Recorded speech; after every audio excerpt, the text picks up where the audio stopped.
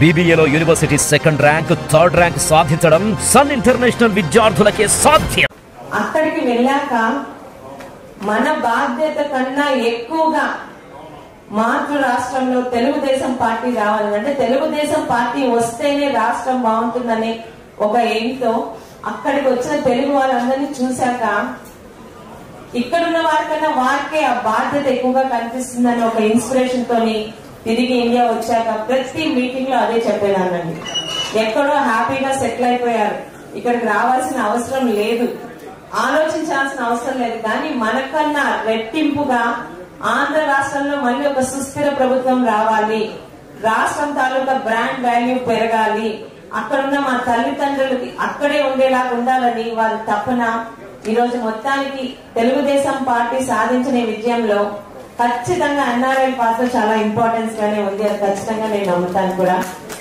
రెండోది, ఎన్ఆర్ఎస్ అంటే ఎప్పుడు ఫండ్స్ అనేది చూసేవాళ్ళు. లాస్ట్ టైం వాళ్ళకి అడిగాను, 2 సార్లు వెళ్ళిన 2022 వెళ్ళాను, 23 బోస్టన్.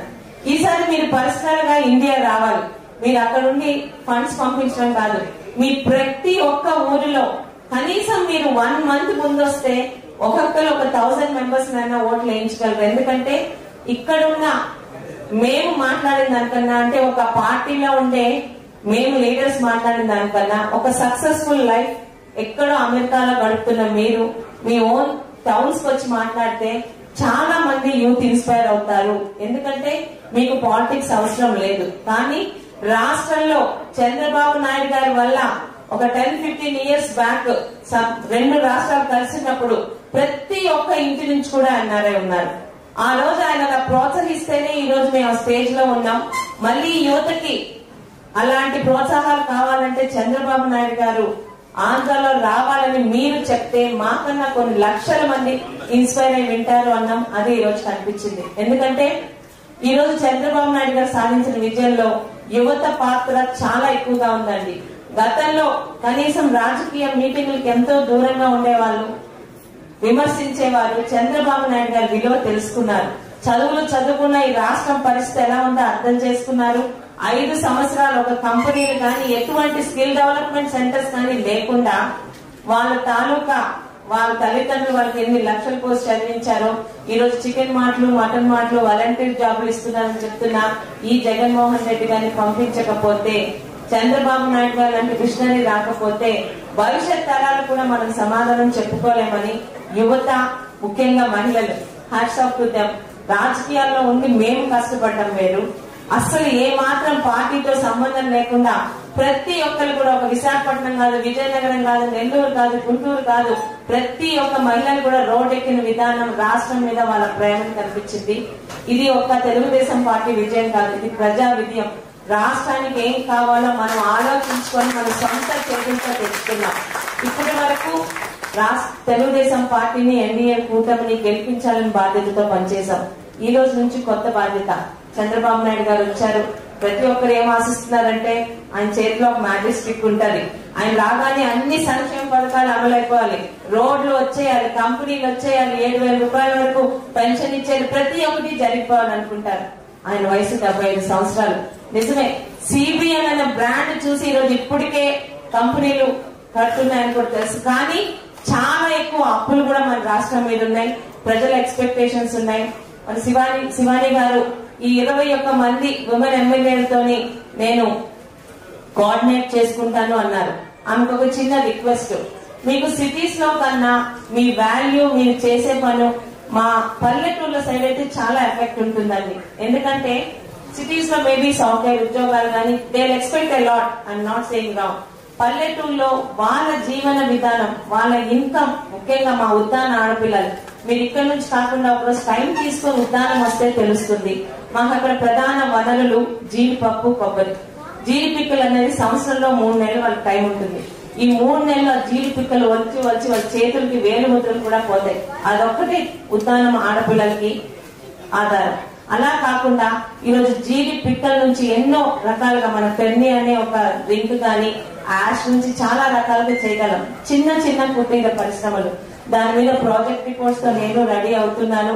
అలాగే మా సైడ్ పాల వ్యాపారం ఎక్కువ చేస్తారు. దాన్ని ఎలా మనం డబల్ చేయాలి. ముఖ్యంగా ఈ జీడి కొబ్బరి కాకుండా ఇంకా వేరేది ఆలోచించట్లేదు. ఎందుకంటే వాళ్ళకి ప్రోత్సహించే వారు లేరు. అక్కడ ఒక వెజిటబుల్ వాళ్ళకు కూడా మనం పంటలు పండిస్తే పంటలు పక్కనున్న విశాఖపట్నంలో ఎంత ధరలు ఉన్నాయో మనం చూస్తున్నాం.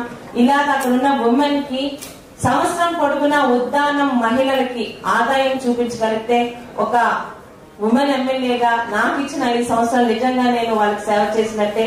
మీ సహకారంతో దాని మీద ప్రాజెక్ట్స్ చేసుకొని మీ ముందుకు వస్తాను.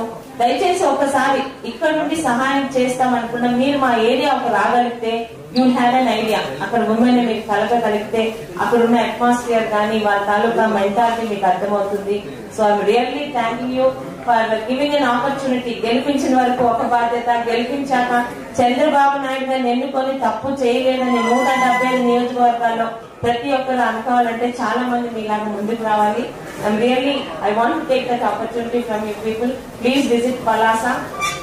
ఖచ్చితంగా మీరన్న ప్రతి ఒక్కరు కూడా ఉద్దానం మహిళలు అంటే కష్టపడే మహిళలు, వాళ్ళందరూ కూడా మీరు చాలా ఇన్స్పిరేషన్ అవుతారు.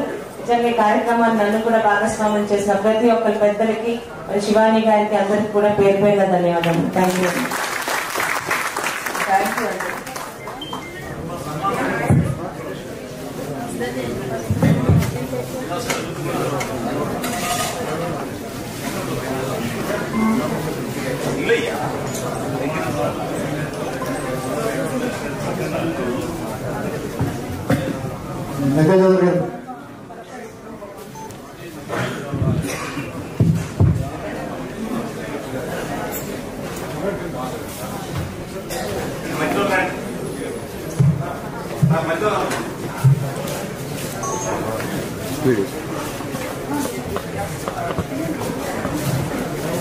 ఇక్కడికి వెళ్తే వెళ్ళం సార్.